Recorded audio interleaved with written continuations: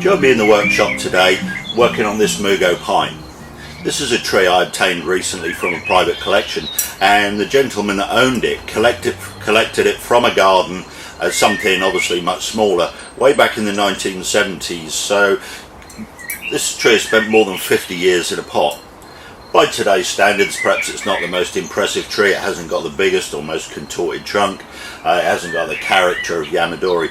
But overall, I think that the age and the time that's been put into this tree has created something really interesting. Now, I appreciate by some people's standards, perhaps they wouldn't call this bonsai. It's a little bit too big. Perhaps it's a garden tree. But then perhaps it's too small for a garden tree. I don't know. You make up your own mind about that. But what I want to do today is show you simple maintenance techniques on this. And I know we've talked about this sort of thing before, but this is a classic example of how we can use the simple techniques, primarily with nothing more than scissors, to really improve the quality and appearance of this tree. But also, sadly, the gentleman that owned it wasn't really capable of doing so much work these days, and so it's been left a little bit. Now, thankfully, it's a dwarf variety, so it's very small foliage, very tight and very compact, and behind that foliage is just loads and loads of buds. So I'm guessing this is some sort of Pamilio variety of Mugo pine. But one of the problems we've got, which you can't really see, is that inside here we've got a lot of dead material. We've got some weak areas. We've got some very strong and very dense areas, and also the whole appearance of the tree has got a little bit scruffy. Now, if you're paying attention, you will notice from here up the tree looks much more tidy than it does on this lower part from here downwards, and that's because I've previously gone through this and pruned this. And today that's what I want to look at and show you a very simple technique that we can improve the appearance of this tree, but without going to the extravagance of wiring and the much more conventional techniques that you do tend to see in bonsai. So moving a little closer into the structure of this tree, you can see the trunk, obviously the primary branches, and the primary branches very quickly divide into secondary branches and so on.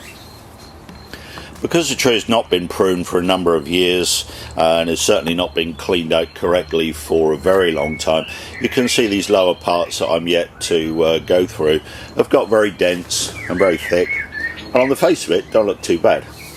But as soon as we start to open those up and look inside, there's lots of dead material. You can see here there are pretty much no back buds there. We've also got very strong areas like this, and then we've got much weaker areas in here. So what we're looking to do today is not only improve the appearance of this tree, but we're also trying to secure its future in as much as we need to balance the vigour. Now, typically with most trees, the ends of the branches are much stronger than the inner parts, and the top is much stronger than the overall parts of the tree. But in bonsai, what we need to do is balance that vigour so that all parts grow equally. Now, as an example, if we look at this here, you can see this branch. It was much longer. It now appears quite weak and quite thin. But then just above it, the top is much denser. But having said that, this part has been thin. If we come down here, you can see how thick and solid this foliage is. Now, the trouble with that is it excludes light from the inner parts of the branches, which means that ultimately the stronger growth continues on the end, and if that's left unchecked, it will just grow longer and longer, and we will end up with a very leggy looking tree, which is going to be quite difficult to rescue and get back. Now, thankfully, we've got this just in time. You can see from this foliage and from the buds that here that this is a really strong, healthy tree that's growing really well.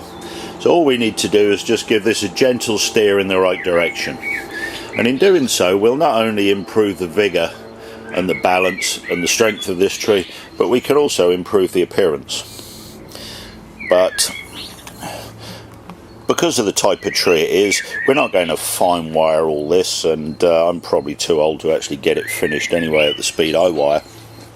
So what we're going to do is just go through this with scissors, and as I do, I want to talk to you and explain what it is that I'm doing, what it is that I'm trying to achieve, and hopefully at the end of it we should have a tree with a considerably improved appearance and it's only going to take 2 or 3 hours to do it. So we're going to start on this branch, and the thing I like to do for the at the outset is to open up the branch. We can see what we've got in here, and there's quite a lot of dead material. Now when you're pruning these dead pieces out, it's valuable to cut them flush to the branch, because if you leave a little knuckle or a little knob, that'll dry out and the branch won't heal, and you'll end up with less than attractive branches, which is kind of what you can see here. You've got the branch running through, but there's 10 or 15 old pruning scars there, and you can see where somebody's left a stub, and so that's really starting to become a knuckle. So what we need to do is just trim all of those bits away, and you just need to cut that to where you just touch the live tissue, so that the cut you leave behind is green all the way around. And then what that can do is then heal over, and then that will become, over a period of time, a much more attractive turn in that branch. So looking here, you can see these are the branches that are making the end of this foliage pad, and you can see all these little pieces in here. The little buds that were fired in the past, but because they've been shaded out and because this has not been thinned particularly well, you can see that a lot of those have just dried out and died. So looking at this branch here, you can see there's quite a bit of length here. There's 6 inches there. Down here you can see some of the little back buds that form quite readily on this particular variety of pine. But then you can see here is all the weight on the end, and that's what we're going to come to thin later, because that's going to favour these buds to help to grow in the future, and also fire up some more further down. And when that happens, we can then remove some of the end in favour of the stuff that's growing from the back, and then that means that we can keep this tree nice and compact and stop it from getting long and leggy over the years. Now, because this tree's not been pruned significantly for a long time, there is a lot of dead material here, so this is going to take a while.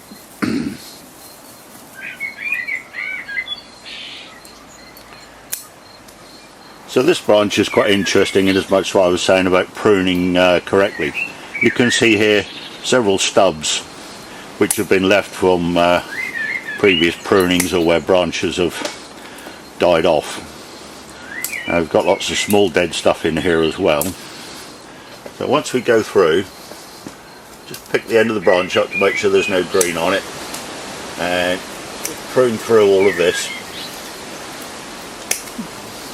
And just cut that back to live material.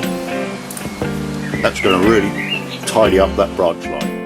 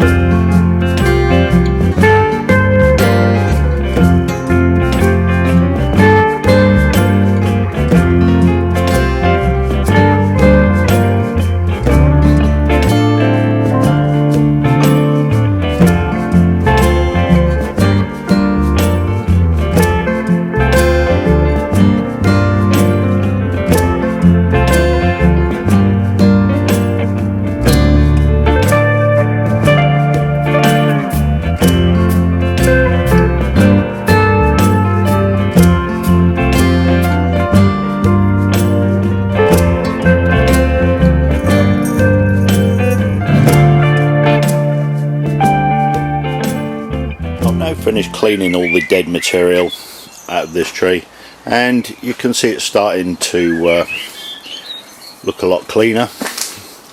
All in the back here, all nice and clean. Everything that's left here is alive, and you probably can't notice, but the tree looks significantly better from a distance already. But you can see the bottom half of the tree now needs to be pruned. Now, one of the objectives of this pruning is to try and balance the vigour. So if we take a look at this pad here, you can see that looks fairly thin in comparison to the one above, both of which have been cleaned out. Also, with a tree like this, you'll notice that the ends of the branches very thick, very dense and very strong. But as we come up, you can see the inner part over here is relatively thin. So what we want to do is now start to try and balance the vigour of this tree. In this part here, we've got this little branch here, which you can see, you can't even see my hand through that. That's really dense and absolutely solid. But just a little further in, and this, much thinner, much less foliage. So we've got lots of areas here where there's some length. There's plenty of back budding in this because of the variety it is, as you can see here. Little guys like that all over the place. But we've got these really dense areas which we now need to start to thin out. So with a white sheet behind this part of the tree, you can see how we've got these much lighter areas, and then we've got darker areas. That's very helpful to see where we're going. Now, in order to begin to thin this, we look at this branch structure.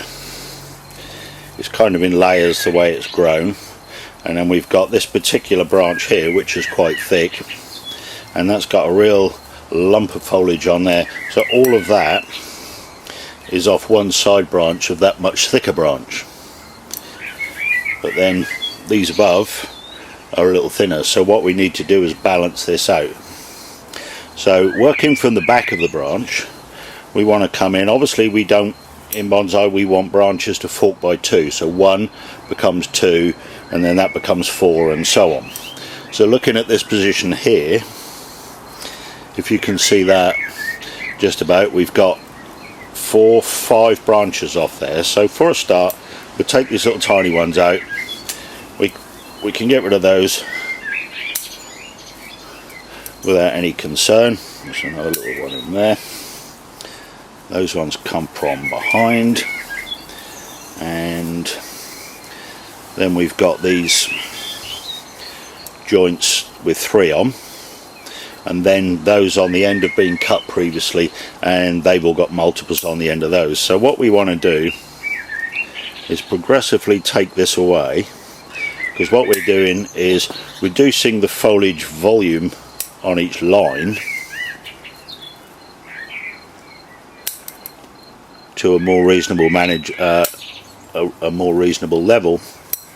And we also want to take the opportunity to push the branch back wherever we can, because obviously in bonsai we want to keep our trees as compact as is reasonably possible.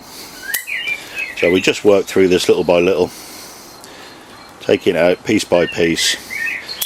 Typically start with the middle one of any bunch of shoots, and say, if you can see here, we've got this line coming through here, and I can just go in there, take that piece out of there, that little one there, that's okay, that's got a couple behind it, so we can take that. That is a sub branch of the same main branch, and here we've got 2, which hopefully you can just about see there. You can take the middle one. Now that doesn't look like much, but there's actually 2 on the end, and then there's 2 strong buds behind there, so we know we're okay with that.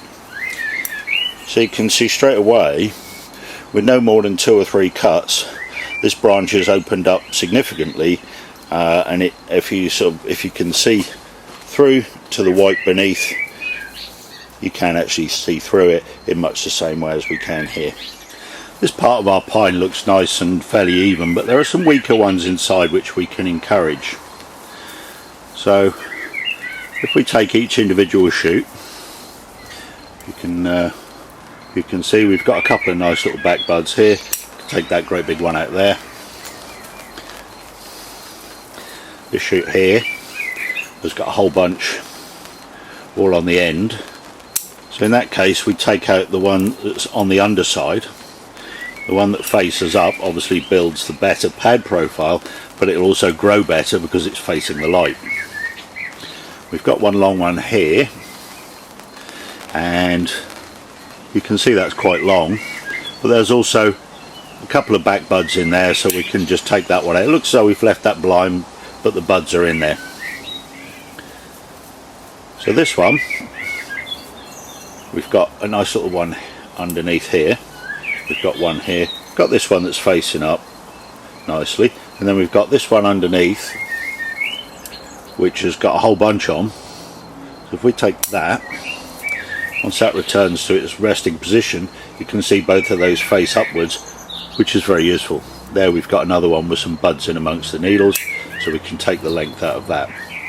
Now what that will do is encourage these small inner buds to begin to grow. So next year they'll be a lot bigger, and then we can take this big lump off the end and push that back to here, which will help to maintain this compact profile.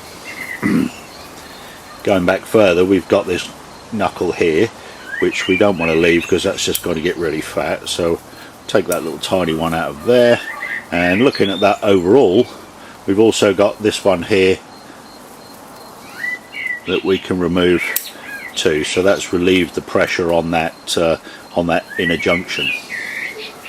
So we're just going through this one shoot, one twig at a time, looking at what we've got. Generally we want to take out the branches that grow downwards, and where we've got multiple buds like this, we can take the middle away, and as long as we leave two good viable shoots and potentially one or two back buds behind us in here, then this branch is going to grow really well. So you can see here we've got two main ones on the end, we've got two smaller shoots back here, and we've also got two nice big adventitious buds in there, so that's going to grow really well. So looking at the end of this branch, we open this up, take these thinner ones, just move those away. You can see there, hopefully, that's absolutely solid knuckle on there. There's 8 or 10 different shoots off that one little piece. So we want to thin that out. So we'll start with, we've got bigger ones behind here, so we have no concern about back buds for the future. So we take that one, it's growing down. Now you can see there, hopefully you can see, we've got 1, 2, 3, 4, 5, at least 6 on there. So again, we take out the stuff that's growing downwards. That one's got a very small weak bud in it. That one's growing up nicely, and then we can just take this big one out of the back of here. So that naturally rests in there, and you can see straight away how much lighter that looks with just 1 or 2 cuts. Here again we've got a strong end branch, so we've got a nice bud here, we've got a very good one there, we've got a couple more on the side here, so with that one we can go in and just pop that tip out, and that again is lightening the load. So we're just literally going through this one twig at a time and thinning that out. So looking at this branch slightly from above with the white material behind it, you can see now, we can see light through here, we can see the little twigs, the ramification, and with no more than half a dozen cuts we've opened that out really nicely. If you compare it with this area here, which you've not touched, you can see how much denser that is. So what we've done is simultaneously opened this up for the light to get in, which is obviously good for developing back buds, but we've also managed to shorten back, and we're controlling the vigor figure of this very strong point. So most of the cuts are done on the outer half of this area of foliage. So inside here, where the growth is much weaker, there's relatively little cutting going on. It's all happening on the ends, so that ultimately we're ending up with a very even and balanced appearance in the volume of foliage we've got on this branch pad.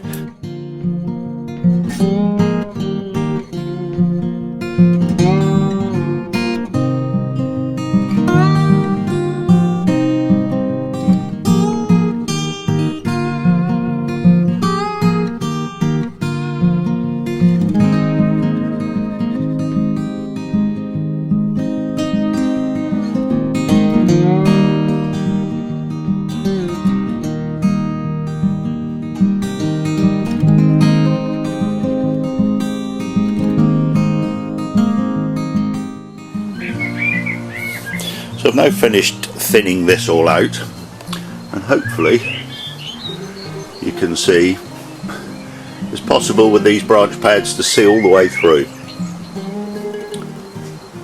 So that's balanced the growth up nicely, but some of these lower foliage pads are getting way too long for this tree overall, so the next thing is to start to shorten these back and then really tidy this up. So the first thing I'm going to do at this next stage is to just arrange the foliage to where it's in its natural resting position, and then just go along, and everything that's pointing downwards we can remove in favour of parts of the branch obviously that face upwards. This tidies up the branch profile really nicely. So from this angle hopefully you can see some of these branches that point downwards. So I want some nice clean cups in there.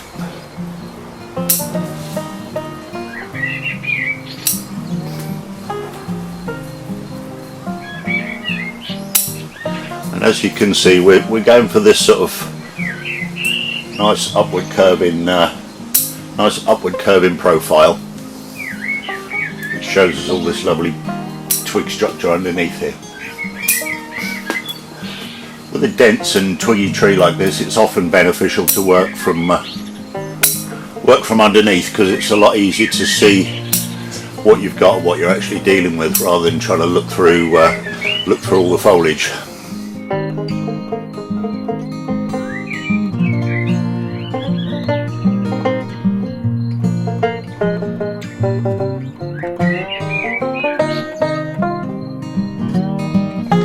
I'll finish pruning this tree. The last thing I'm going to do is just go around the end of the branch profiles, and a lot of these shoots have needles that are facing downwards, so we just pluck those needles out so that everything that remains then faces upwards. That really cleans out the underside of the branches. Or also with a pine, anything that faces upwards will grow more strongly than something that faces downwards, but mostly this is just cosmetic, just to make the just to sharpen up the profile of these. So you can see now here we've got a nice profile on this branch. So now I've finished the work on this tree, and hopefully you'll agree that it's significantly improved the appearance and the shape. We've balanced the vigor nicely, we've managed to reduce the pads, taken out all the dead material, and just shortened the branches back to where there's at least two viable shoots on the end of each twig.